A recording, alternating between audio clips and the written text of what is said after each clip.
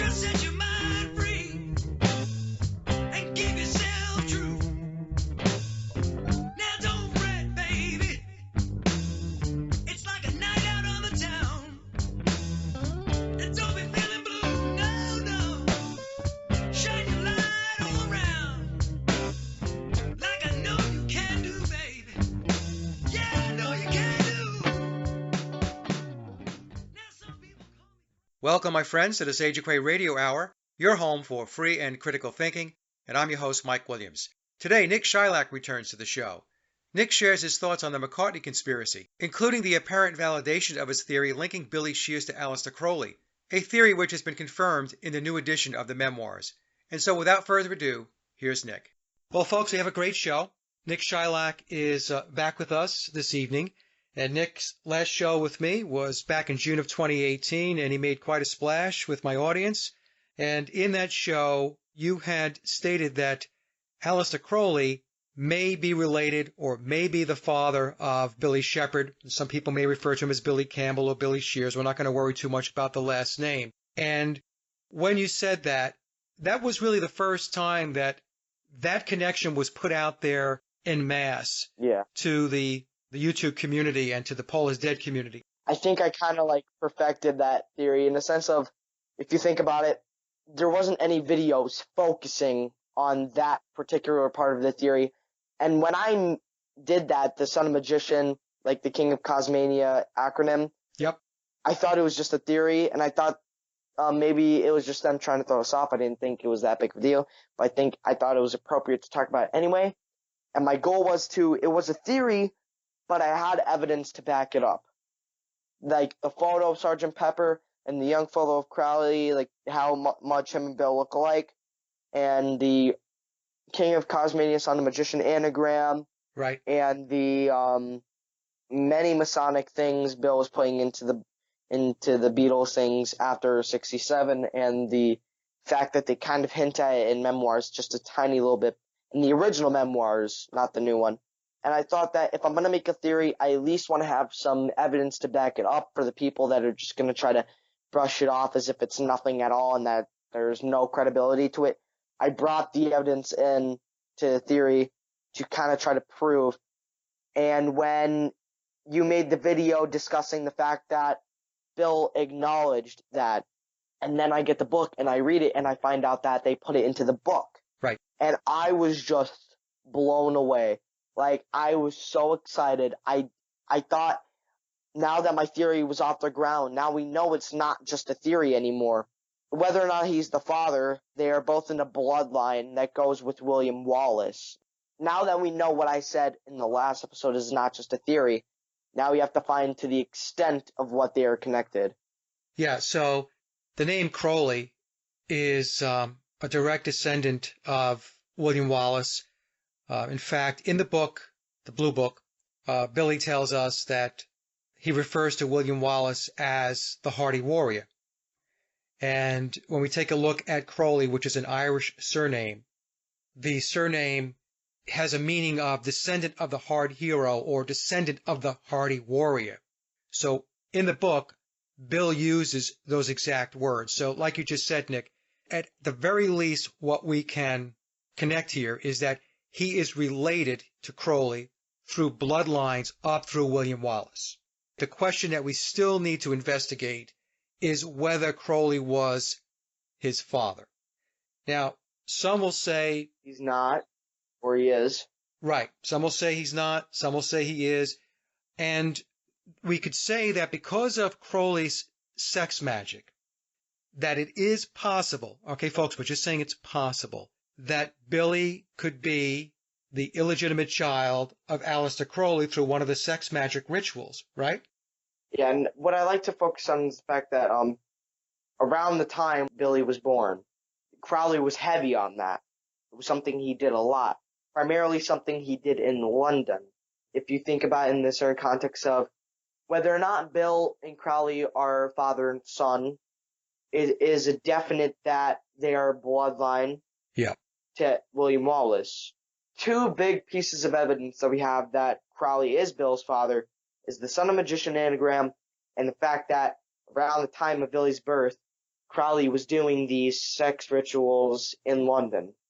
And Crowley, before he died, he stated that 20 years after his death, I'm paraphrasing this, so this isn't exactly what he said for anyone who wants to try to fact check me.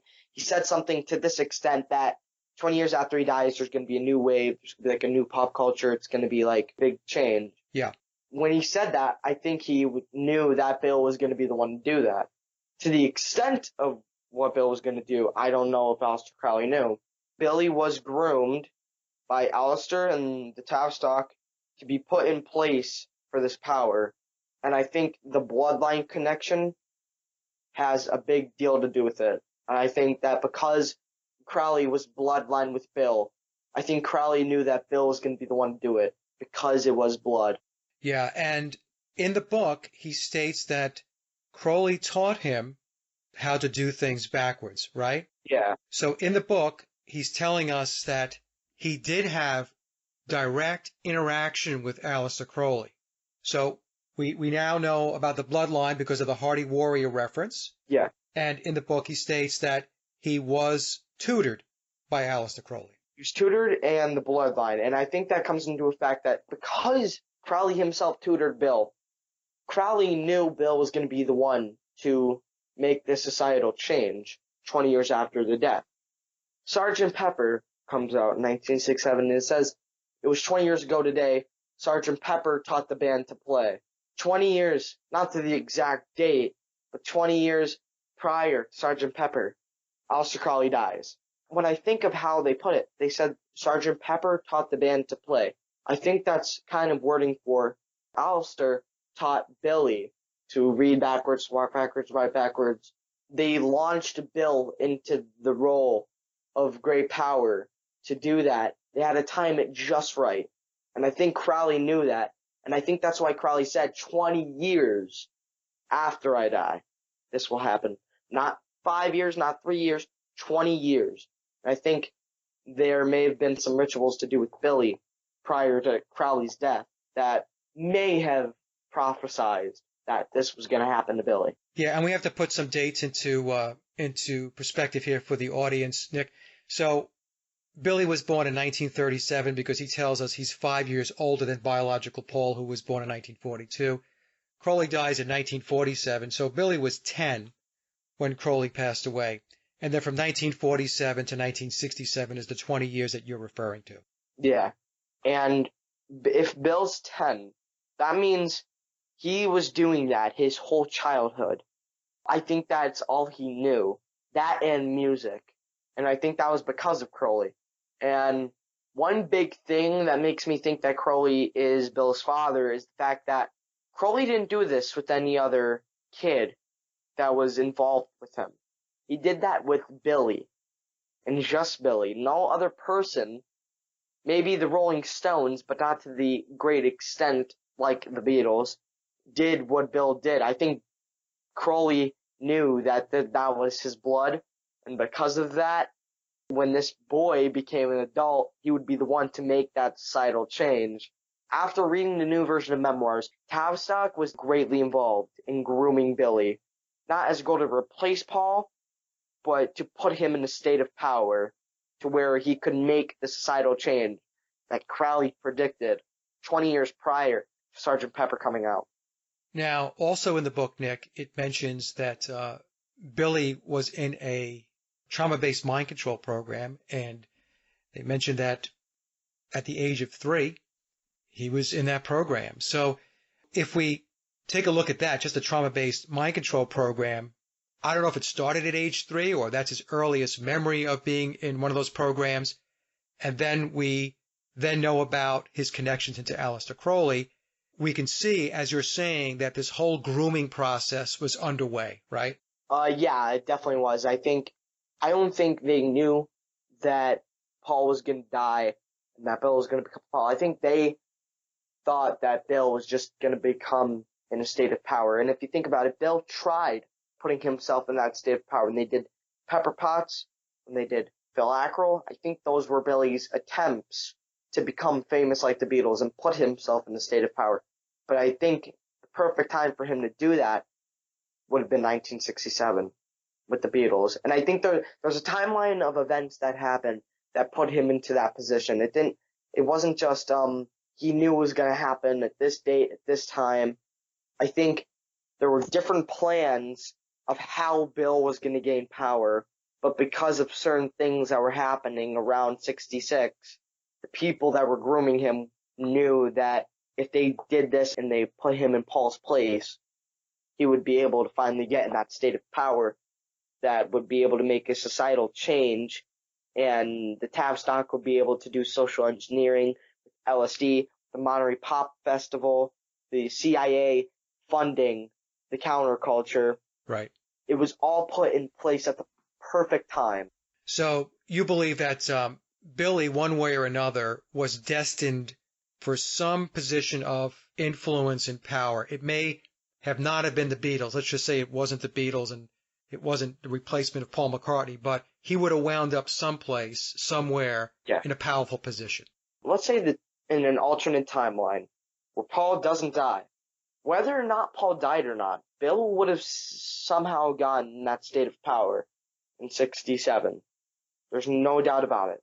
Whether it be political state of power or a societal state of power, Bill was going to be the one that was going to put in certain things in place of the counterculture and the psychedelic era that kicked off with the Beatles. One way or another, Bill was going to do that.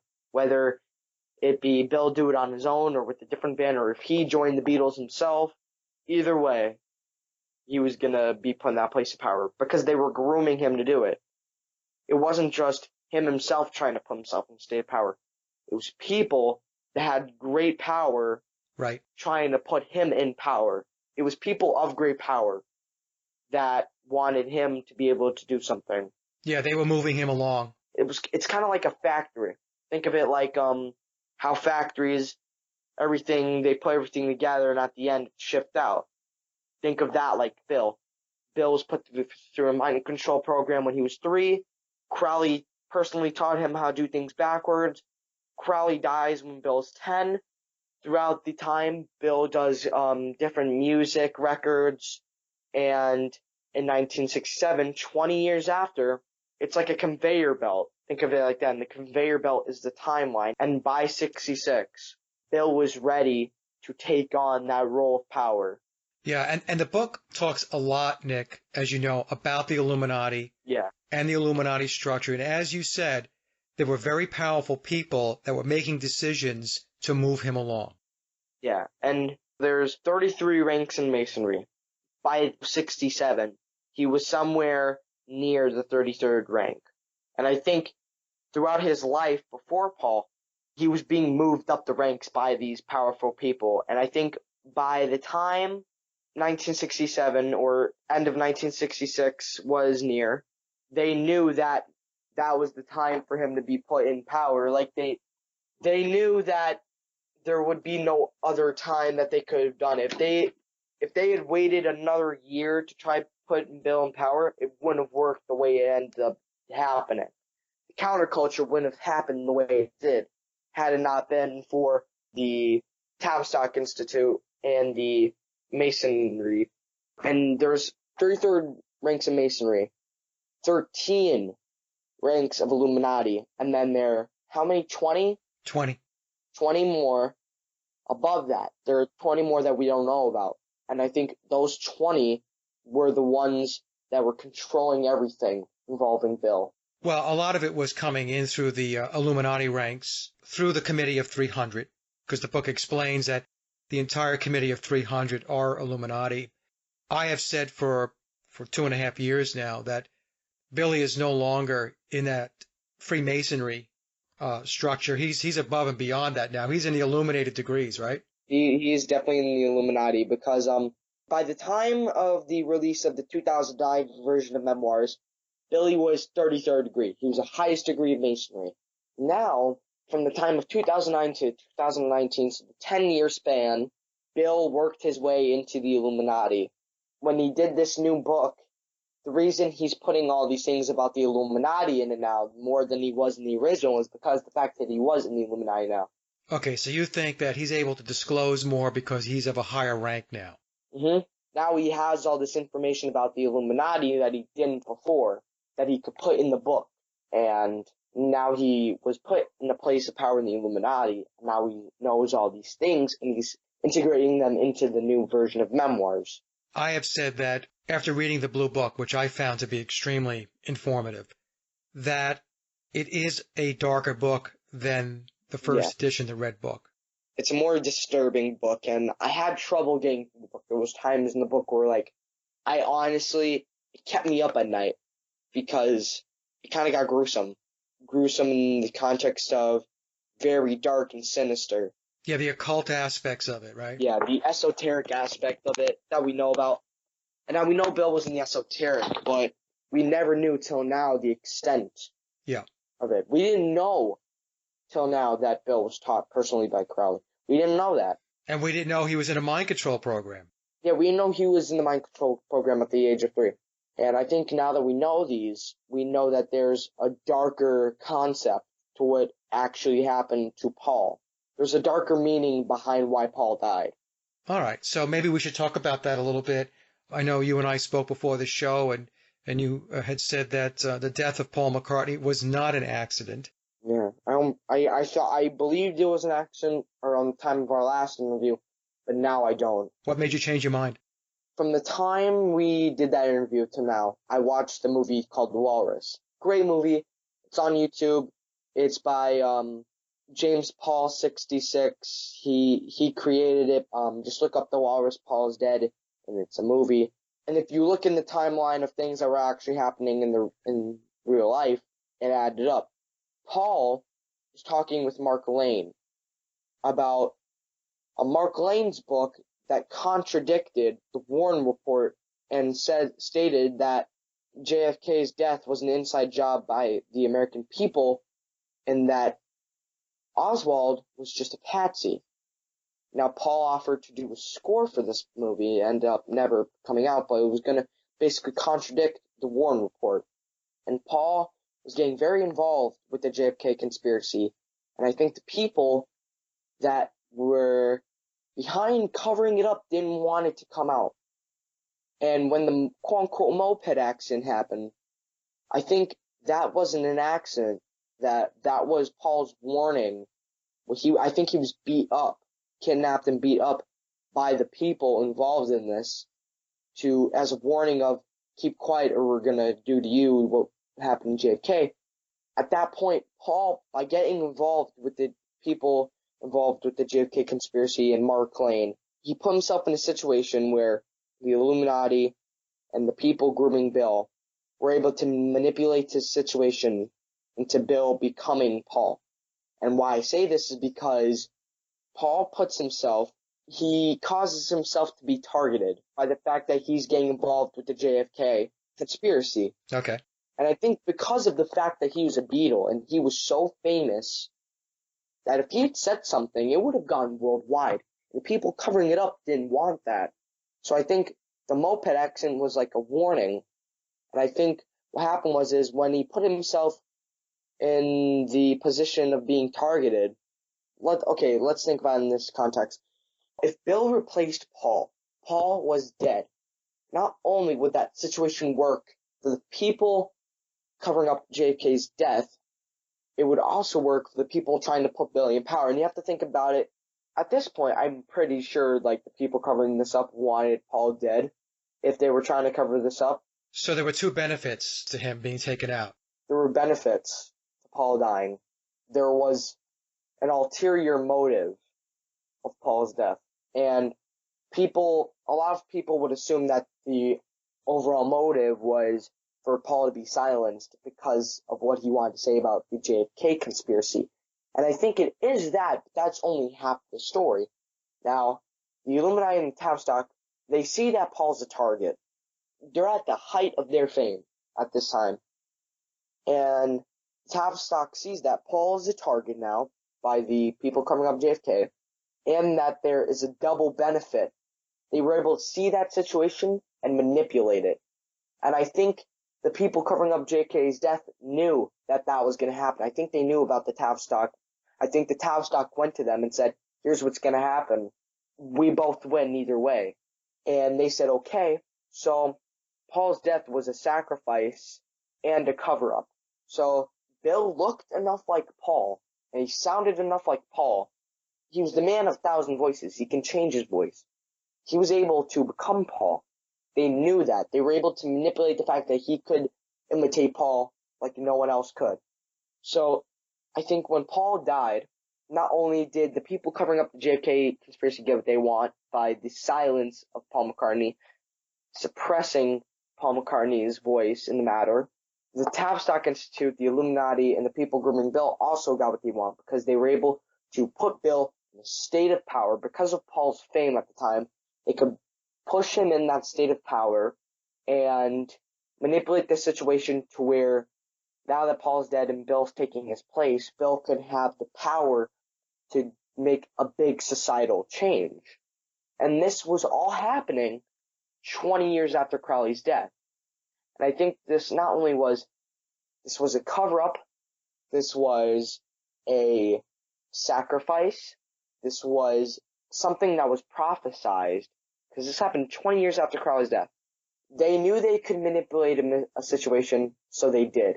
And because of it, we lost one of the greatest artists of all time. But at what cost? So, Nick, let me ask you this then. In the book, it says that biological Paul McCartney and John Lennon entered into a satanic pact. In other words, there was a satanic ritual that took place, and Memoirs explains that the pact was about the band achieving great success at any cost, including they would give their lives for the success of the band, right? Yeah. So the book talks about this, and this is one of the dark parts of the book because there's a lot of people out there that researchers and other folks looking into Paul is Dead that want to believe that the Beatles were never involved in this type of thing, that they did not have these satanic influences. But the book clearly states that this ritual took place and that there were handlers involved to make sure that the ritual went down properly. I think that pact happened in 65, because that's the first time we see something esoteric from the Beatles in the Help cover with they're doing from the things in Crowley's book, the poses. I think it started in 65, and at that point they were already famous, but they wanted more fame. They wanted to become the greatest because in 64, 63 they were competing with the Rolling Stones. So you think it was as late as 65. See, I think it was earlier. I think it was back probably around 1962 or so, but it's okay. You think it was later. It might have been 62. It might have been like the Meet the Beatles because like the half-shaded face. It might have been then. Besides that, it got really heavy in 65. So I think there's something that happened in 65 that greatly influenced the Beatles. And this is when Bill like started meeting them. It's an obvious point that Bill knew the Beatles prior to Paul's death. Well, it says that in the book. It says that when he was with the Diplomats, they did, I guess they opened for the Beatles back in 1962 or something, and they shared the same dressing room and so on. So, yeah, he was familiar with and interacting with the Beatles back as early as 1962, according to the book. I'm going to say Paul may have had a car crash that was purposely caused, or he may have been shot and his body taken in a car. In my personal opinion, I think a car was waiting for Paul, and they ran him off the road on purpose. That's what I think happened. But I think the reason the Beatles, it could have been the Stones. They could have put Bill with the Stones, and Bill could have done the same thing he did with the Beatles.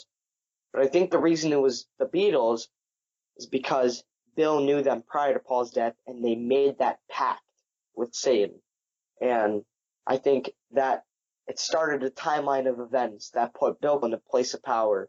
The book also explains that a satanic ritual is only a satanic ritual when the death is not an accident. In other words, the death has to be intentionally put in play.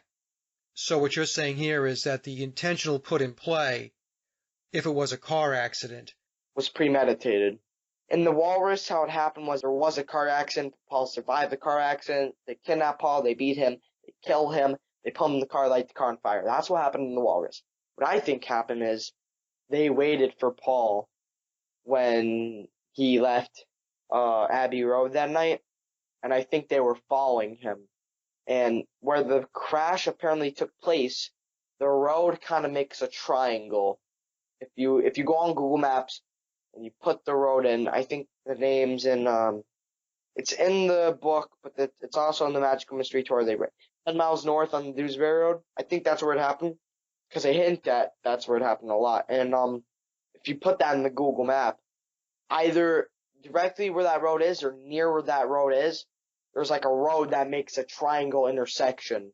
I think they had a plot to run Paul off the road and into a pole. Okay, and then make sure that I guess they finished him off if the crash didn't kill him, right? The crash did kill him. They finished him off. And it's interesting you said that the intersection there is a triangle because that's the whole pyramid symbolism again, right? So I didn't realize that. I didn't know that was the road was designed in a triangular shape. So that's very interesting. Yeah. Yeah. So, okay. So what this says that, this is part of the dark stuff that we're talking about. I also want to let the audience know that, when Nick's talking about the JFK assassination in Mark Lane's book and biological Paul wanting to get involved, writing the score to a potential movie or documentary that Mark Lane was going to do, that is not in Memoirs. So I'm saying that so we're able to delineate between what's in the book and what is not. The JFK thing, that was a public thing that happened. It's not like you're going to read Memoirs and it's just going to be a theory that happened. No. That happened because it was talked about in interviews, and it was definitely known that Paul was trying to get involved. So that's not a theory that Paul wanted to get involved. That's a fact. I think there was a double benefit for the people covering JFK's murder and the people grooming Bill. There was a benefit for both of them if Paul died. Let me ask you this question, Nick, because this comes up a lot. When people accuse Memoirs of being disinformation or all fiction, how do you respond to that? What's your take on that? I think most of the people I'd say that are people that haven't read the book, or people that want to make theories and then claim their theories as fact without any evidence to back it up, and anything besides what they say is false automatically. My take on it is that the book is so loaded up with so many details. And I want to call out a couple of things here for those folks out there that have heard those statements being made about the book being disinformation. The first thing we have to understand is that if the book were disinformation or it was completely fiction, then Tom Harriet, Nick, in my opinion, would be up to his eyeballs in lawsuits, right? Bill would have sued him for slander. Or the people that were families with the people talking about in the book would have sued for slander. I think there's things in the book that only Bill himself would know. You can't make that up. That's not something that can just be made up.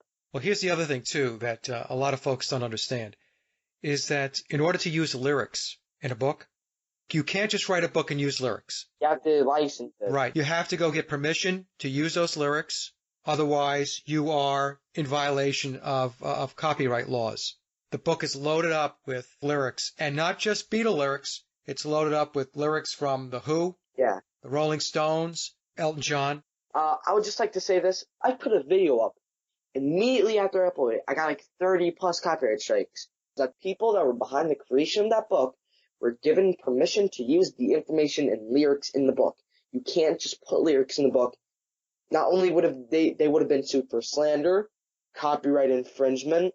The new edition of the book would have never been made if the book wasn't real, because the people suing wouldn't have allowed it to be made. Well, the foreword was written by Gregory Paul Martin, who's the oldest son of George Martin. Didn't he also do the audiobook? Yes, he did the audiobook. I recognize that voice. I'm like, yeah, I know that voice somewhere. So, even people that were involved with the Beatles were involved with the book. If you think that the book is false, Gregory Martin would not have been part of that project at all. He would have not wanted to be part of that project. He would have sued for them using his name in the project and crediting the audiobook to him. He would have sued, but he didn't.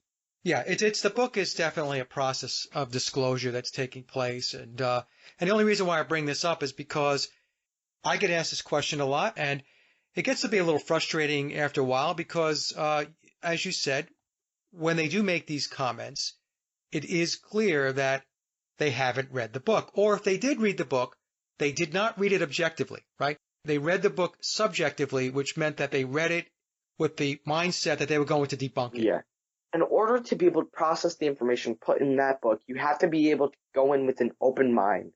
You can't just go in with a negative attitude, because otherwise you're not going to get anywhere with research. And I want to bring up the toxic Facebook community surrounding Paul is Dead. Because I have been in groups where if you post something that has evidence and it's credible, but the person that's the admin doesn't agree with it, it will be deleted. And if you post something that the admin doesn't delete, there will be so many people that have these outrageous, almost childlike arguments over it. And that doesn't get anywhere in research. You can't move forward like that. I don't spend any time on those pages. I have been invited to join and participate, but I don't participate in them. The reason is because I want to stay focused on my research, and I have a lot of people who follow the research that I'm doing that are connected into me that are also researchers, and we don't do the research and share information through Facebook Paul is Dead pages or through forums. It's direct communication, right? We have each other's emails, or we will Skype each other, and we will share information that way. So we don't do it through social media. I mean, that's how I work it, Nick. So, but I understand where you're coming from, that it can be toxic, and there are people out there that if they don't agree with you, or if you're not rowing the boat where they're rowing the boat, they will remove your comments, they will remove your posts, and that's not right. There was one person I want to publicly say who did it. Blocked me because I made a comment saying that's not correct, and I fact-checked what she was saying, and I was blocked. That's the kind of stuff that goes on. I think you've talked about it enough in your other videos. Yeah, I did one video which was satire, which I pointed it out, and a lot of people obviously got it. So I guess, we'll just leave it there. It's unfortunate that that kind of dialogue, or lack of dialogue, I should say, or lack of civil discourse takes place, but it does. I mean, it's just a fact of life. Yeah. And it's what, well, I was going to say it's what we have to deal with, but we really don't have to deal with it, because if we just avoid those types of forums, we won't have to deal with it. We just do our own thing. You could just be able to move on and do your own research without having to go by the guidelines of what arrogant people think. Speaking of arrogance, I'd like to go into the fact that Bill's less arrogant in the new version of Memoirs. I found the tone to be very different also, Nick. He seems to have toned it down, right? I think that's two reasons. One, because the original was released in 2009. They were originally going to reveal the truth in 2012, but they didn't. And the other reason being because of his new state of power. Well, I think it was one of those things too, Nick, where in the first book, almost everybody that I spoke to who read the Red Book, the first edition, the 2009 version, came away saying, boy, he sounds like a real jerk. Yeah. He just sounds very full of himself, very self-absorbed. And in the meantime, in the book, he's telling us to get to know him. And so, but the way he presented himself was one of those situations where you're thinking to yourself, I don't really want to know you. I think the reason he was like that was because of the fact that because he was going to reveal the truth in 2012, he wanted people to be able to know the actual creator behind the songs. Yeah. I think the way he went about it wasn't the right way to go about it, and I think he knew that updating the book. So, yeah, there's a whole different tone in the book. I was more happy with the new version of the book than I was with the old. I mean, I like the original book. I just think the new version of the book is just, it's worth a read. Yeah. For people that were not too happy with the original. It has a lot more information. The Blue Book really divulges a lot of detail. The Red Book did too, but he really goes into. He goes in. He does not. He deep dives. He doesn't hesitate in telling you the truth. Yeah, yeah. And then in the first book, his approach was being cryptic and too self-absorbed, right? Yeah. He was really kind of loving himself. And then in the Blue Book, it's darker. There's a lot more details, a deeper dive, like I said, but he toned down the way he presented it. It was good. It was easier to read that way than it was with the Red Book. Speaking of the new information in the book, I want to talk about the Phil Ackrell and Vivian Stanchel, the new information that was given about them. Yep. I want to talk about the fact forensic evidence on it. Pictures of Viv without the mustache. Hell of a lot like James McCartney. And the photo of him without the mustache looks like Phil Ackrell with latex. And he goes more into how they did that in the book. Yeah. So I'm going to do a video on the whole Stanshall Ackrell piece of it because there's still a lot of people that don't see it. So interesting. Well, the thing is, the people that don't see it are people that, again, many of them, I'm not going to say all of them, but many of them haven't read the book because if you read the book, he explains exactly how it worked. Yeah, there was many procedures that were done. There was procedures to look like Paul. Then they did fillers, and after the fillers, they knew they couldn't go any further with it, so they did latex. That's why Vivian looks different after a certain point. When Bill couldn't be Paul, someone else was. Just like how when Bill couldn't be Vivian, because he can't be two people at once, someone would fill in. And I think that's why sometimes you'd see Vivian with blonde hair, sometimes you'd see him with red. Sometimes you'd see him with a more narrow face, sometimes you'd see him with a very round face. Sometimes his face would look real, sometimes his face would look fake. You can never tell who was Bill because it was a constant change. So in the book, it explains that there were two Vivians. There was, I call Street Vivian, and this was an actor that was hired by Billy to play the part of Vivian Stanshall so that the McCartney character and the Stanshall character can both coexist. And the Street Viv, he was also a musician. He was doing videos, a lot of the videos that you see of Vivian Stanshall when he's not with the Bonzo Dog Band is Street Viv. Ginger Geezer, like the last 1995 appearance before his death, like that's definitely not Bill. Right. So there was two. So the Vivian Stanshall that Bill played was the Vivian Stanshall that played with the Bonzo Dog Band, right? Yeah. And the Vivian that didn't play with the Bonzo Dog Band was Street Vivian Stanshall. Yeah. And Bill had Street Vivian Stanshall on his payroll. Bill had put him into play because the character Vivian Stanshall is not a real person. He is a character that was invented by Billy Shepherd. Yeah, and I like to point out one thing. There's the I'm an Urban Spaceman video. Yeah. Where Bill has the Sgt. Pepper flute in. What's the lead singer? I forgot his name now. You talk about Neil Innes? Neil Innes. I was forgetting his last name, but his name is Neil Innes says, "I don't exist," and then he looks at Vivian. Right. That's right. Yeah, there's the clues there, too. He, smiled at him, like he knew that what they were talking about. Right.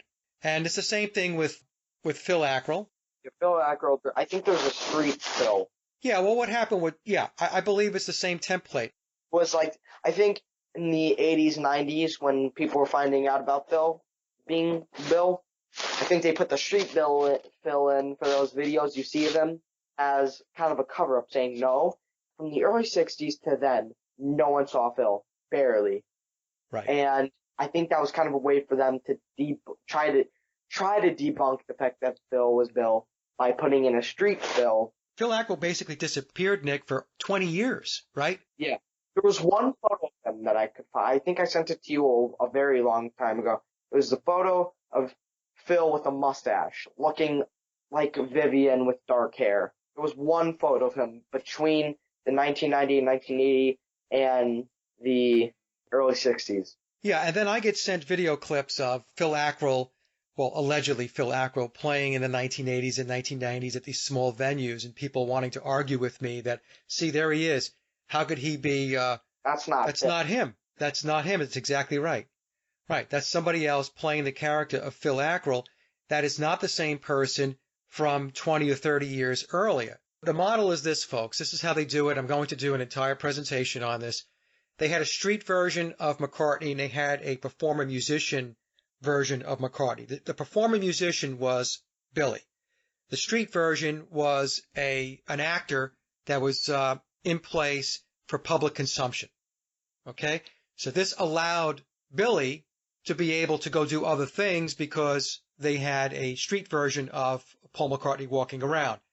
They used the same exact template for Vivian Stanshall. It was a Street Paul that went, the photographs, the paparazzi, and then there's the real Bill Paul who did the tours, the studio, right, and the writing music. Yeah, and writing music. And that's why sometimes Bill will contradict himself. Like, he'll say one thing in one interview, and then Shri Paul will say something in another interview that contradicts what Bill said. That's the model, Nick, and I'm glad that you understand it. And it's actually, when you think about it, it's very simple. It's a very simple formula that they used. Highly effective. Yeah. Having two different versions. Now, that also doesn't mean that they were the only two paging in and out, right? We know that they were the two primary, but there were other players and characters flowing in and out. I think we went over in the original interview how we talked about Spencer Davis. I brought up Harry Nilsson. There was a lot of other people. Yeah. The thing is that people underestimate the latex. They underestimate the cosmetics. Because this was like ahead of its time latex. The latex that they do in movies now, where it's like perfect, it's like that, but back then. Because they had access to that.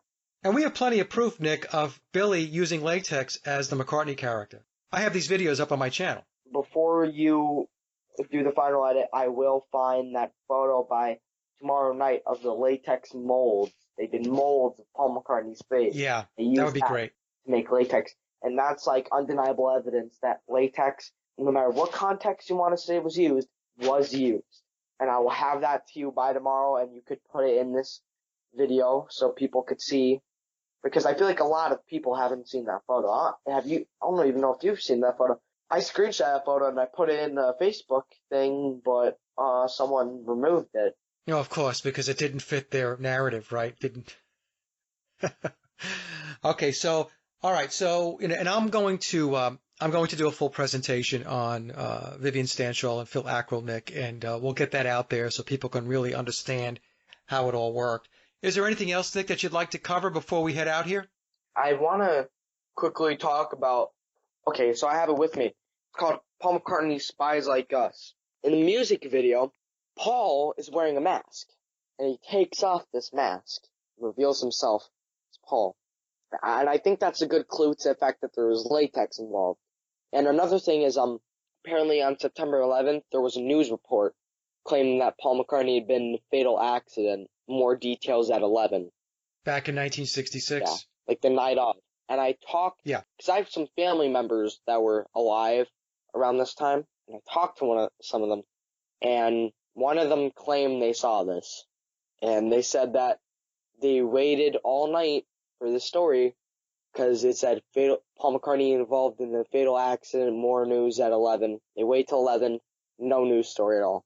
Yeah, there's a number of people that recall that story and remember hearing that.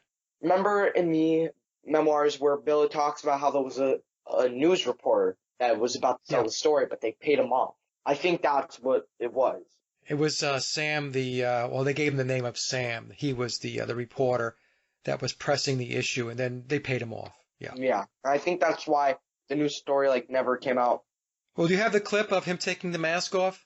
It's in the intro of the Spies Like Us music video. He walks in the studio and he's wearing Okay. He's wearing this silly mask, and it's made out of latex, and he rips it off and reveals it as Paul McCartney.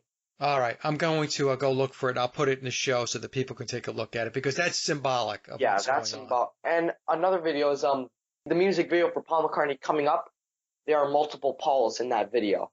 There are some that are right-handed. Some of them have different ears. And I think that was also symbolic of the fact that there was more than one Paul. Yeah. It's also interesting to point out the fact that I Am a Phony is operating on more than one channel, YouTube channel. There are many other channels that is run by I Am a Phony. So for people that think I'm a Phony's dead because the original I'm a Phony channel hasn't uploaded a video in a year, there are more channels that are run by I'm a Phony that have been recently posting videos. These other channels are I Was Shears, like I was in the Crowley book. There's AR3RA. There's one called Neil Aspinall. If you go to the I'm a Phony channel, and you know how sometimes channels will have the thing where you can click the word channels and they'll have a list of channels? Yeah. If you go to I'm a Phony and you do that, there's all of these other channels. And there's a video on one of these channels called Twin Pepper, and they talk about even prior to Paul's death, the Beatles were using doubles. Oh, yeah. That was stated in Memoirs that, that there were doubles for all of the Beatles since the very beginning. Yeah, and there was also a thing that Paul McCartney's, he had 2 Sgt. Pepper records that were stolen from his home, and if you played the 2 records simultaneously, there are clues that the Beatles put in, and it's only on those 2 records. And I am a phony's possession of those 2 records, and deep in the internet, it's even hard for me to find it sometimes because I'll find it and then a few days later I'll have trouble getting back to it. There was an audio thing they put where they took an audio recorder and they recorded the 2 albums and you could play them both side by side. Okay. And backwards. And they're called the Twin Peppers. That is the clues that never came out publicly. Those are the clues that you really have to hunt for. Do you have a link for any of this, or? Yeah, I have a link for the video called Twin Peppers, and it was even stated in one of the Beatles book magazines that Paul had 2 copies of Sgt. Pepper stolen from his home. Okay, well send me that link, and I'll put it in the description box so that our listening audience can click on it and go take a look. And it's a cryptic video, but I feel in that video they kind of get to the point. Okay. Like the Twin Peppers was about the doubles and the records that were stolen. And they don't try to add in all this nonsense and make you look for the truth. They tell you straight up, this is what happened. But in a cryptic way, but to a way where even though it's cryptic, you will understand it immediately.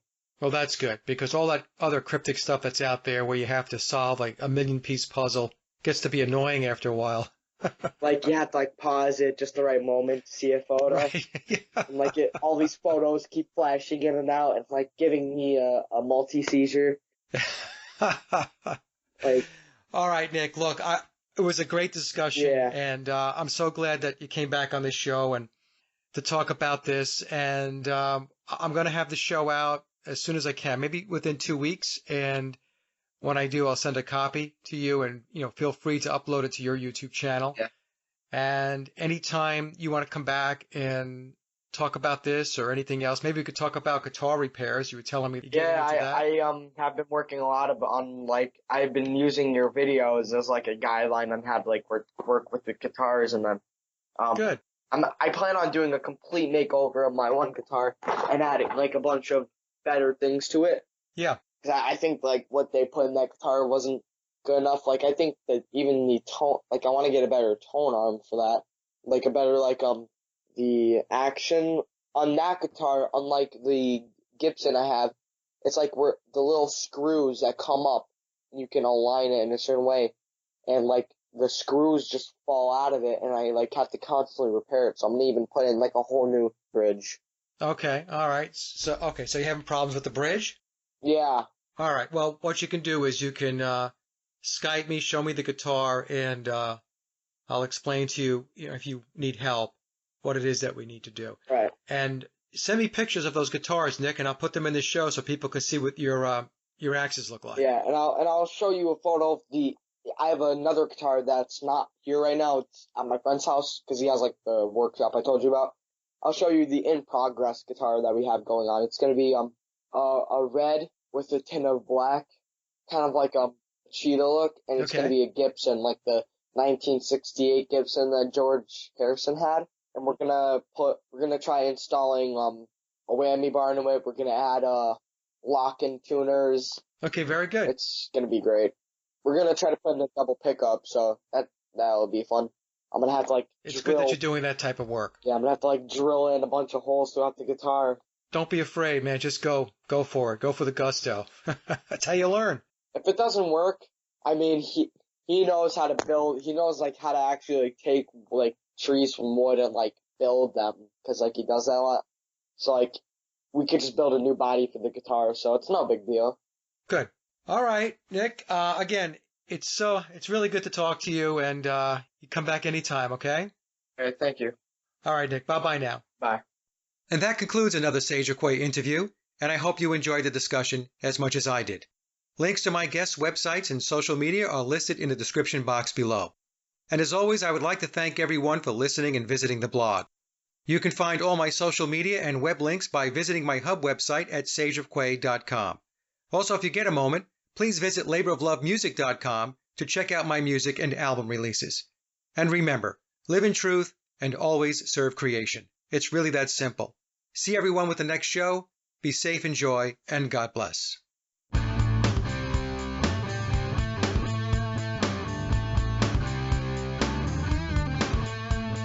Hey there, girl, come on over here. Don't be shy, there's nothing to fear. I like your style, I like the way that you move. I love your smile, I really dig your groove. Take a trip with me, let your soul be free. Come on, girl, we can change the world. Let's do it now, let's make it real. Hey there, girl, it's a brand new day. Gonna shake things up and do it our way. Spread your wings and come fly with me. We won't look back because love is still free. Take a trip with me. Let your soul be free. Come on, girl, we can change the world. Let's do it now, let's make it real. They're playing with our heads so we don't think. Trapped in a lie where eyes don't blink. Angry plastic freaks always in your face. We gotta do something to change this place.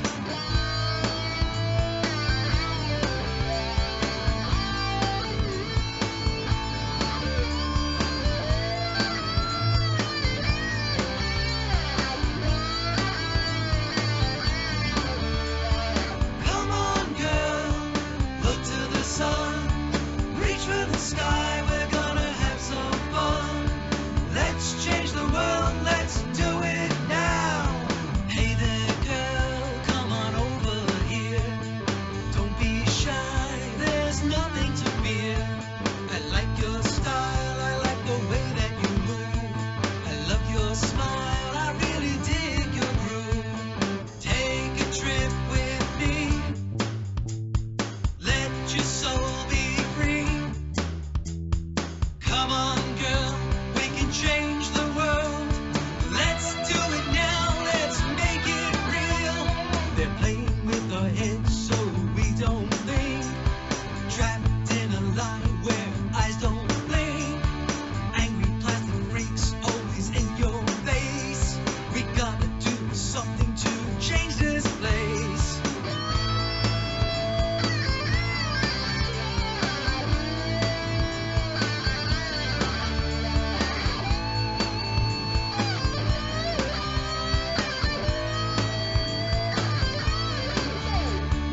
Come on, girl, look to the sun.